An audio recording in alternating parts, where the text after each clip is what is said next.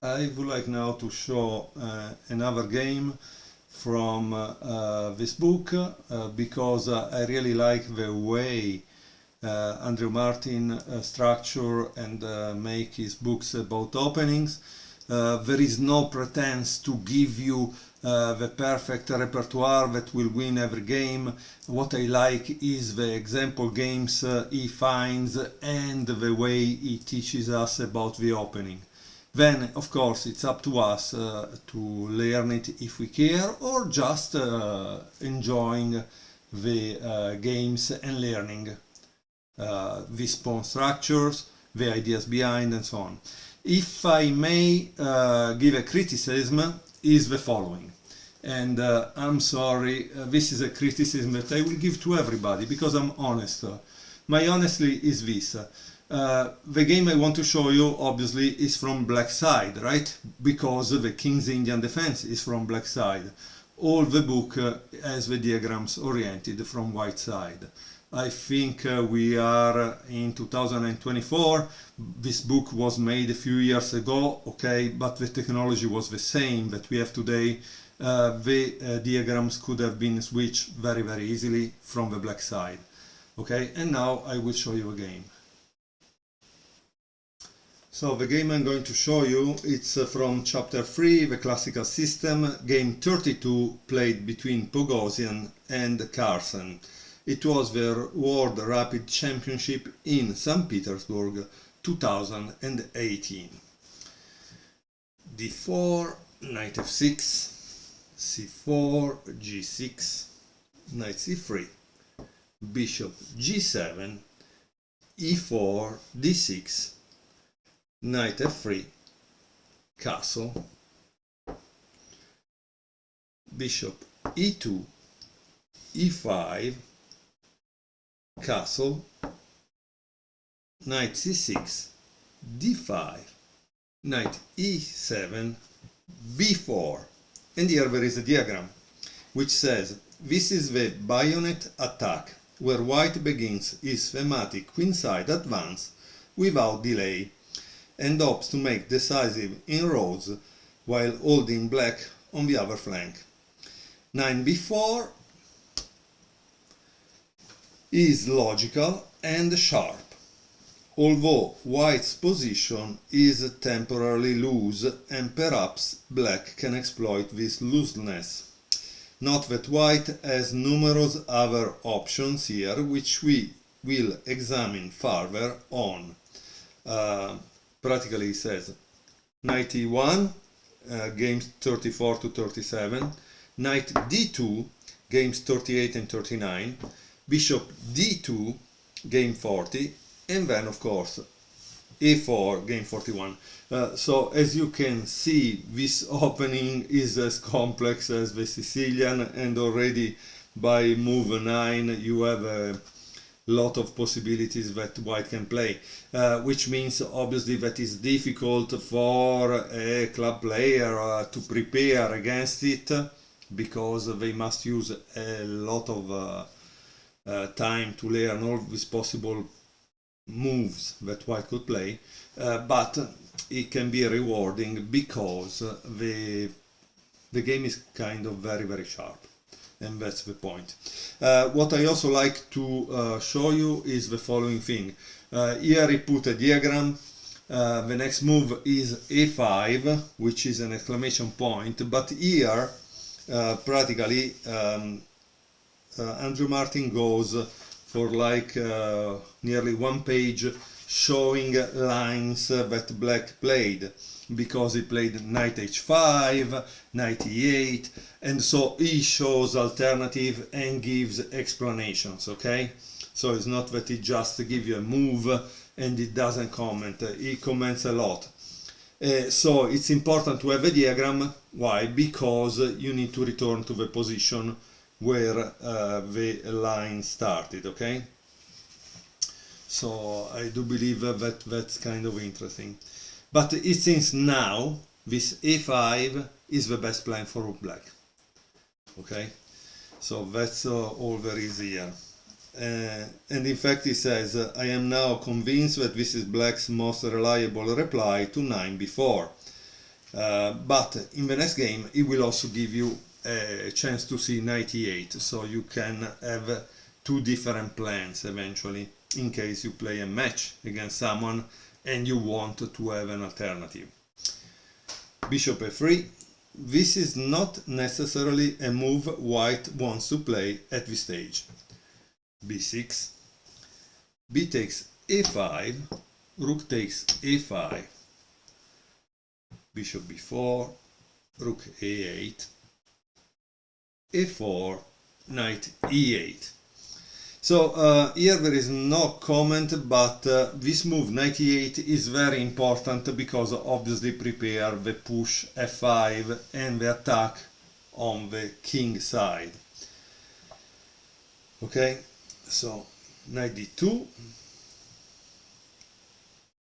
and of course there is also possible alternative. Here would have been could have been played a5, but it seems c5 is the refutation.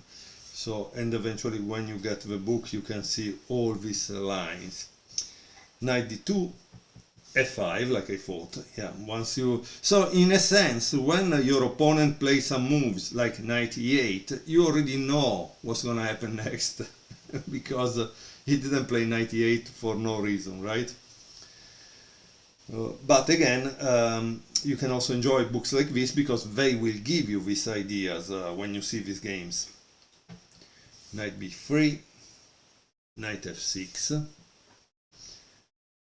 f3, and bishop h6, which is a good move with an exclamation point.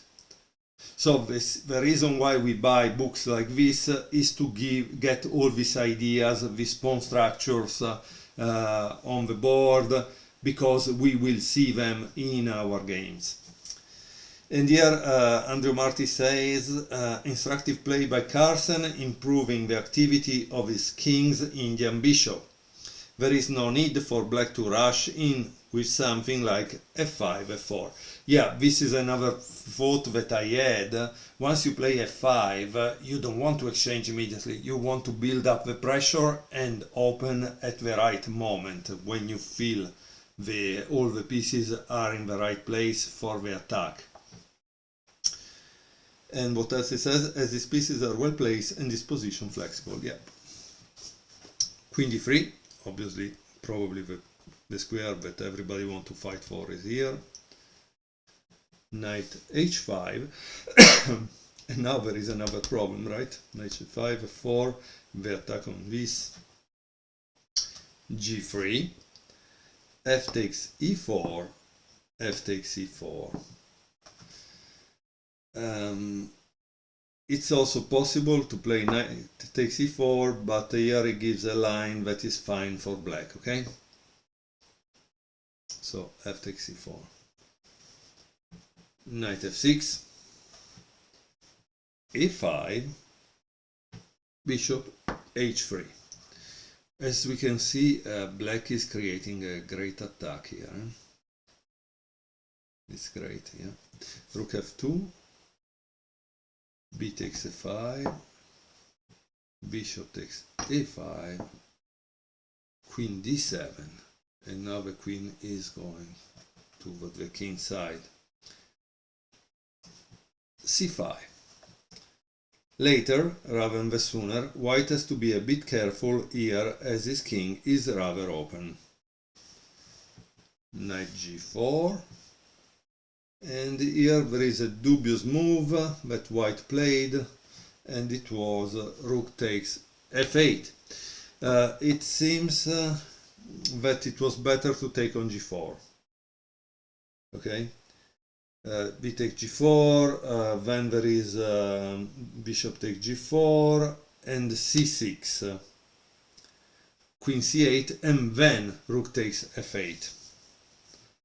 And this was, for Andrew Martin, this was definitely a better way to handle the position.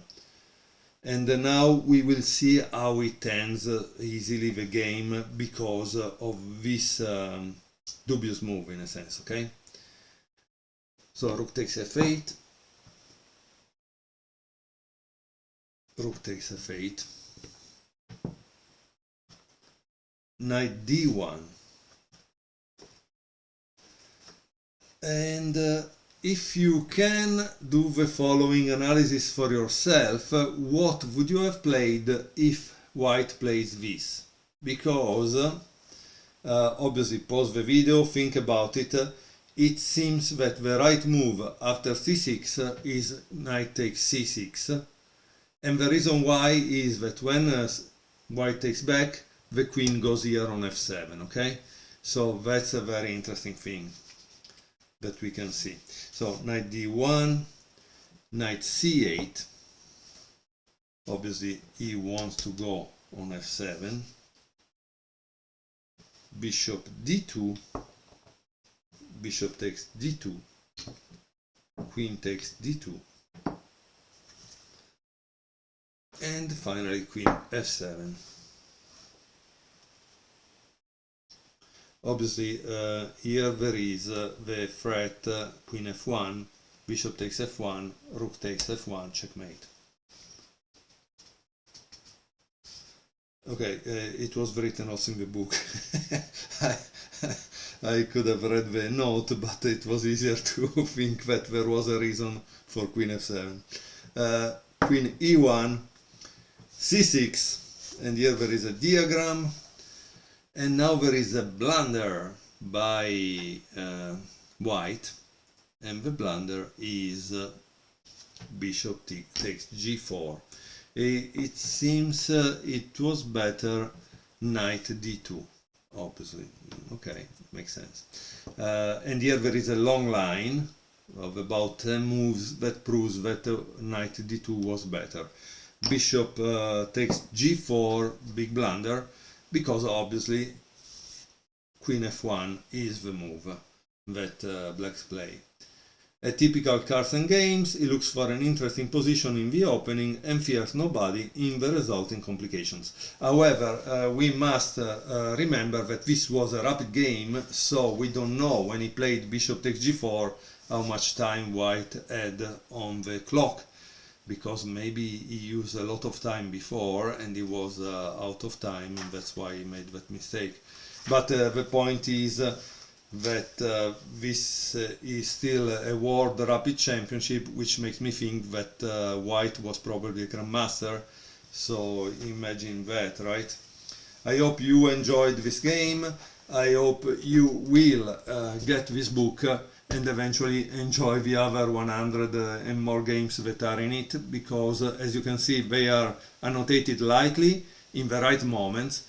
They put the diagrams, Martin put the diagrams in the right moments, in the right positions, and so he let you follow the game in a really good manner, in a sense, because you can then return back to the initial position from when he gave you a line or something.